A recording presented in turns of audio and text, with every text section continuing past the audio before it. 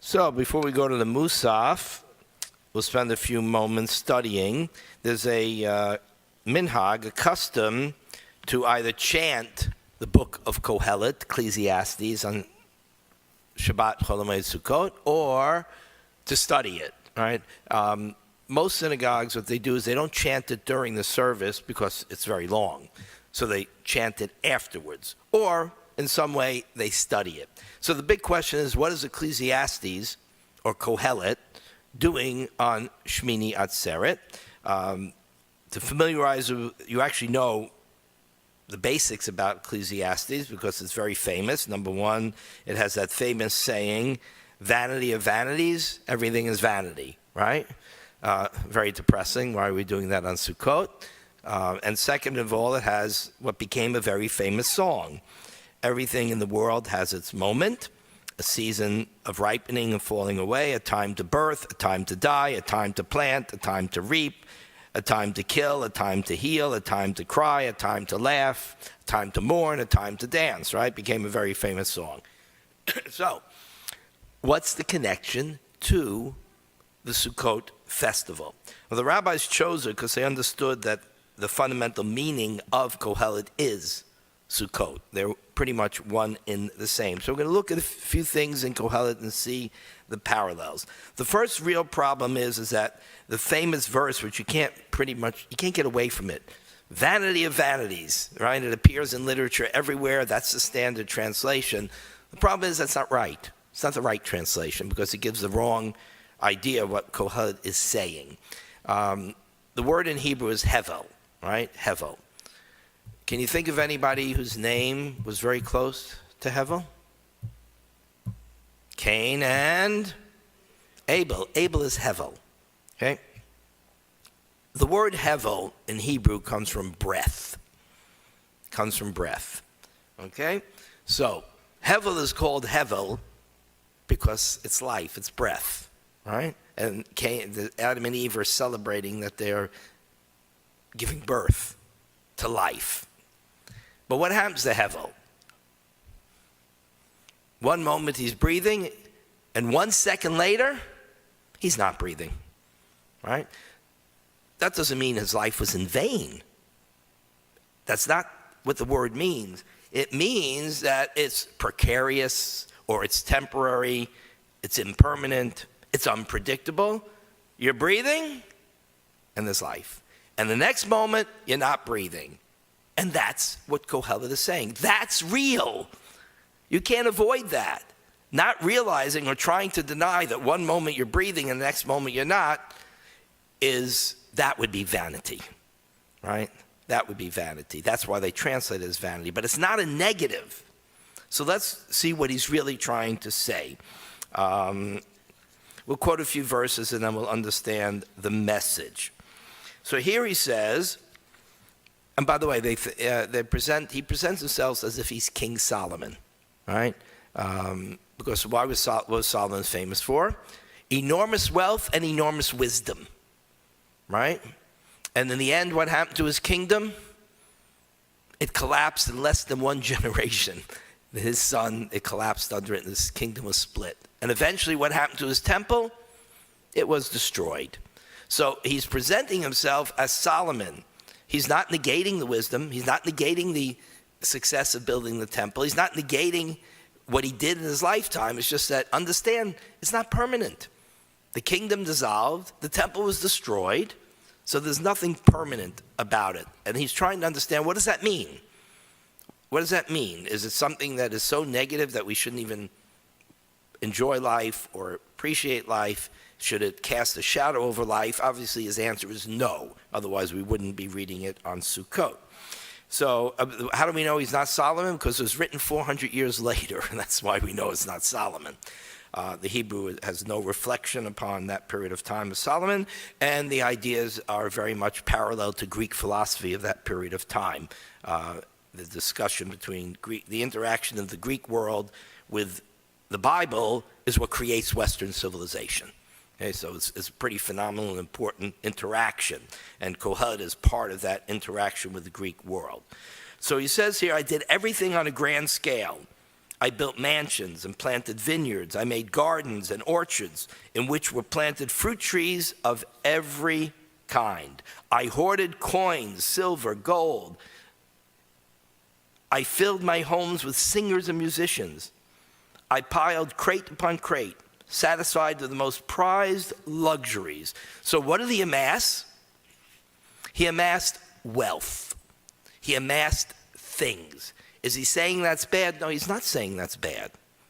What he's going to be saying is, that's not the point. Nothing wrong with it. Enjoy. But that's not the point. And if you think that's the point, you're going to end up really disappointed. So he's trying to get us straight on what the point of life is. And in the end, both wise and foolish are forgotten.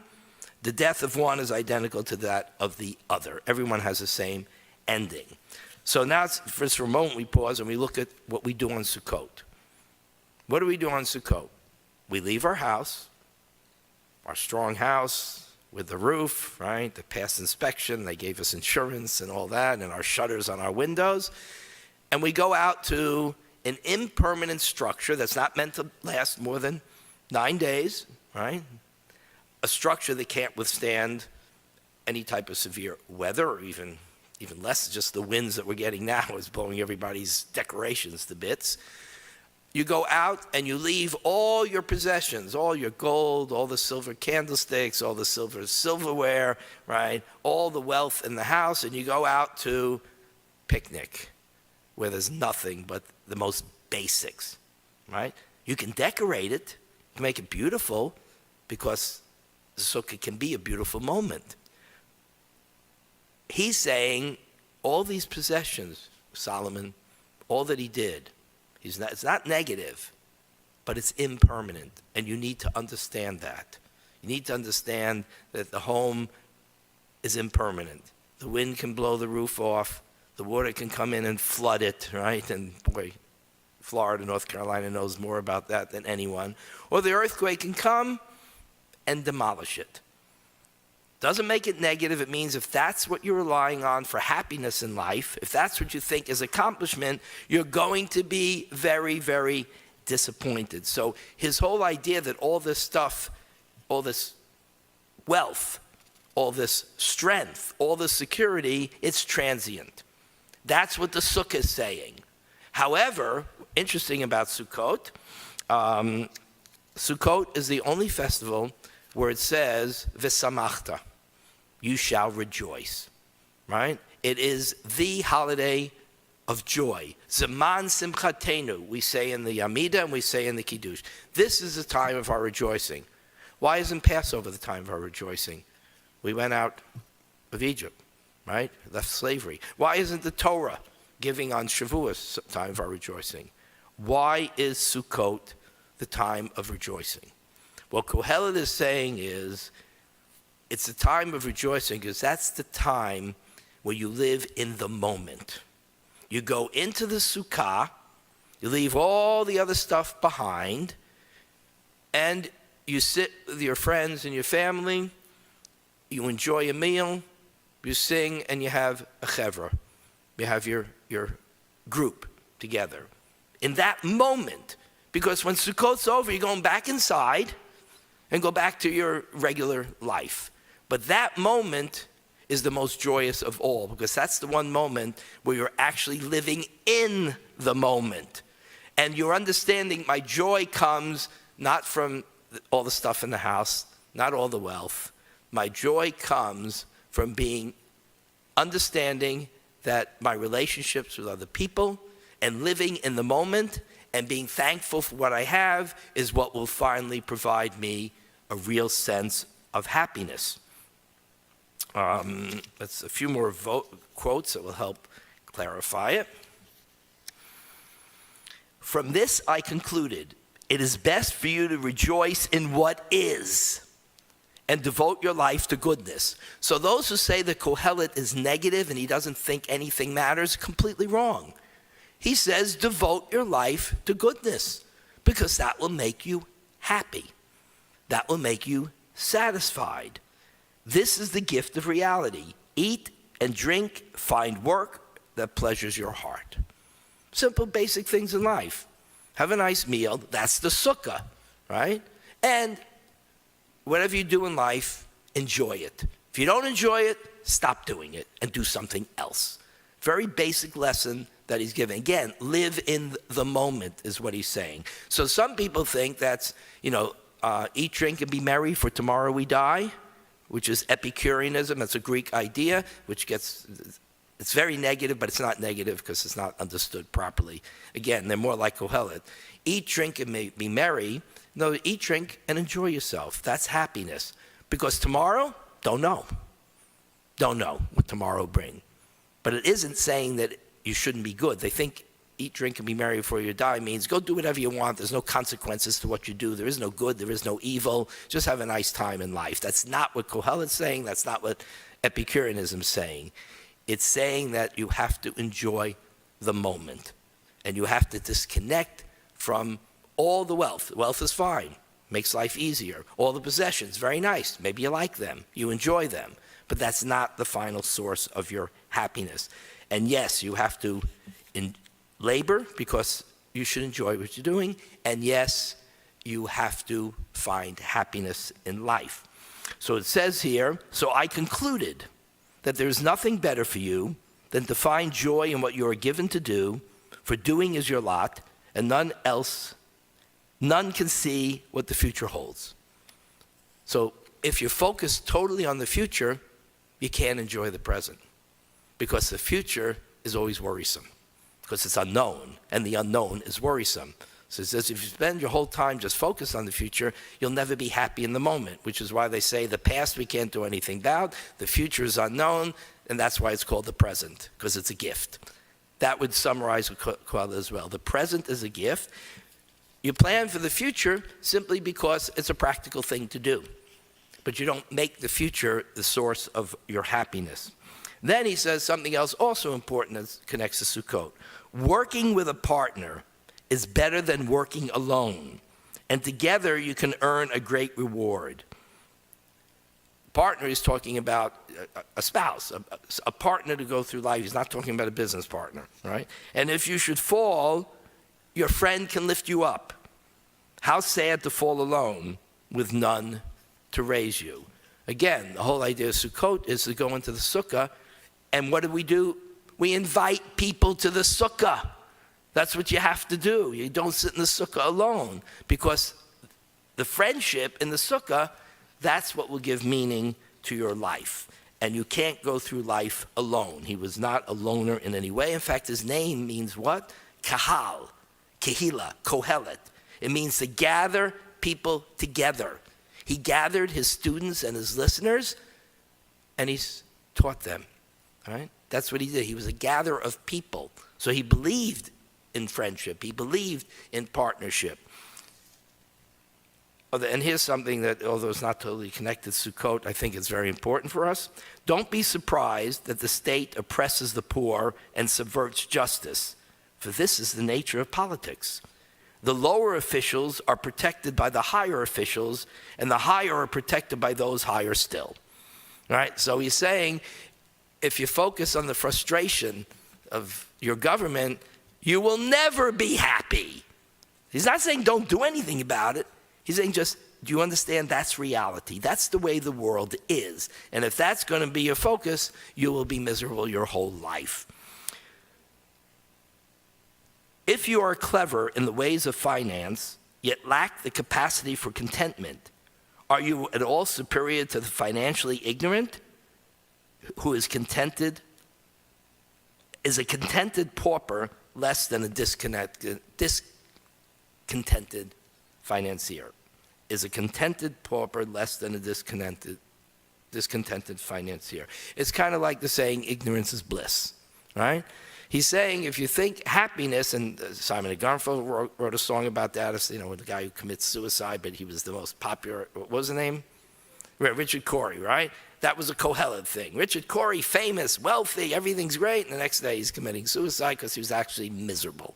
So he's saying that's not what happiness is, and if you see somebody like that, they may be happy.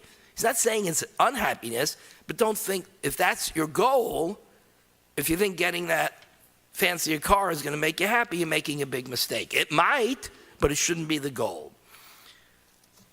And one more, just to bring it to a close.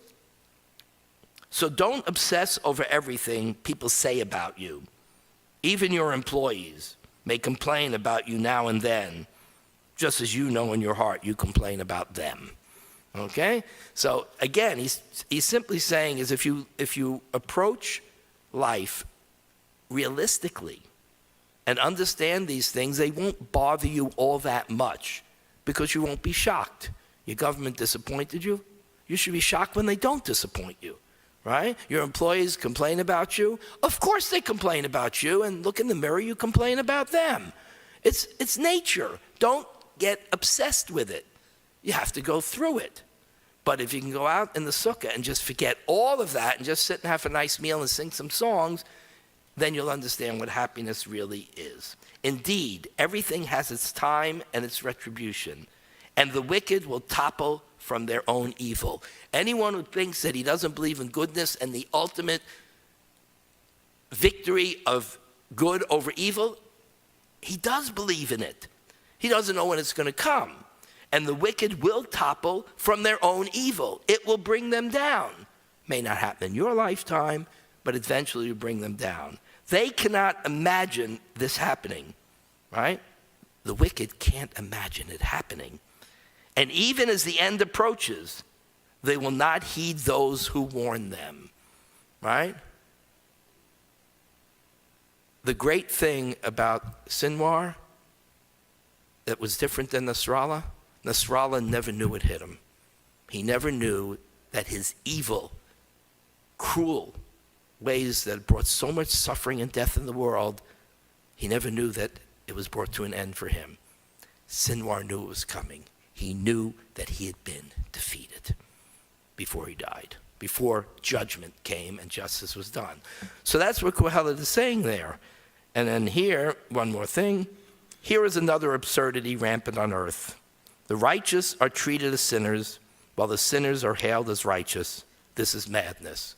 Somehow, on the college campuses, Hamas are those who are just, and Israel is evil. That's what he's saying. It's a madness. The world has gone mad.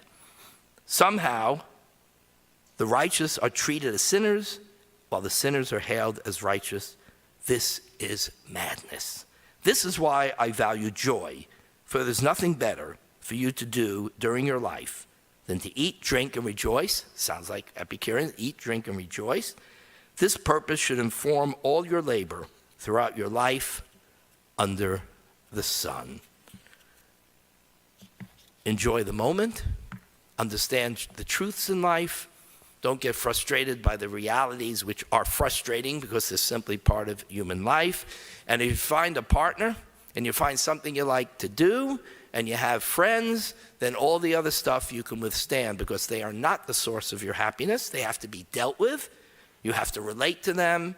But in the end, that doesn't determine whether you can have happiness in the moment. That's Sukkot. Go in the sukkah, enjoy, eat, drink, sing a song, realize you have friends, and that is the meaning of life. The rest of the stuff is just the stuff you got to deal with, and if you're realistic, it won't be as frustrating, and you'll be more successful in dealing with. So that's the lesson of Kohelet. That's the lesson of Sukkot. That's why Kohelet is not negative. He's realistic. That's the difference. And Sukkot is the same thing. We know that sukkah can be blown down. How many times have we had to take the sukkah down in the middle of Sukkot because there was a hurricane coming? Know it. But if you got one meal in the sukkah, good, you had a nice time. So you have to take the sukkah down the next day. That's life. Hurricanes come, right? It was 35 degrees in New Jersey the first night of Sukkot. So our family there went into the sukkah, made kiddush, motzi, and then went back in the house because they're normal and they understand you can't sit outside with an 8-year-old in 35 degrees weather and have a good time. And finally, what do you do if it's raining? Right, you leave the sukkah and go inside because you're supposed to have a good time. So you don't perform the mitzvah and be miserable. You perform the mitzvah because it's joyous. And the Rabbi said, this is a moment of joy. If it isn't working out because of the weather, go back inside. If there's too many mosquitoes out there, go back inside. That's realism. Maybe next year you'll have a better Sukkot. but don't obsess about it. Live in the moment, enjoy, and most of all, find a partner in life and find work that gives you satisfaction. That's the wisdom of Ecclesiastes.